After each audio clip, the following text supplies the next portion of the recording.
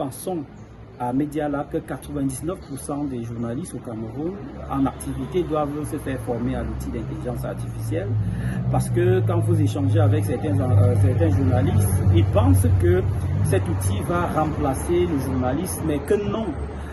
Donc nous employons dans notre laboratoire à dire aux journalistes que l'intelligence artificielle c'est juste un outil.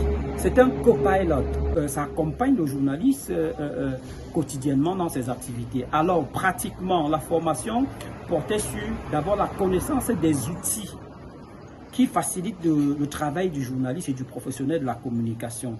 Alors parmi ces outils, on a vu les outils de transcription, parce que vous êtes en train de m'interviewer. Si nous réalisons 2 heures d'interview, vous allez prendre 6 heures pour transcrire. Avec l'outil d'intelligence artificielle, alors vous prendrez tout au plus 30 minutes. Il y a aussi des questions d'éthique, hein. Il y a eu un atelier sur l'éthique, parce que bien sûr, les outils d'intelligence artificielle, c'est bien, mais il faut savoir l'utiliser de façon responsable. Nous avons un atelier sur les techniques de prompting, parce qu'il est beau de connaître les outils, mais il faut savoir encore discuter avec ces outils.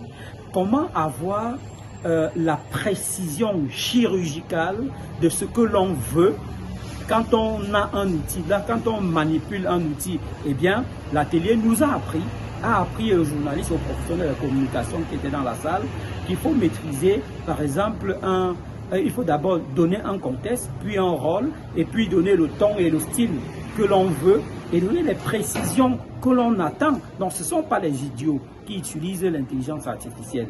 Vous ne pouvez pas faire du copier-coller parce que l'intelligence artificielle hallucine.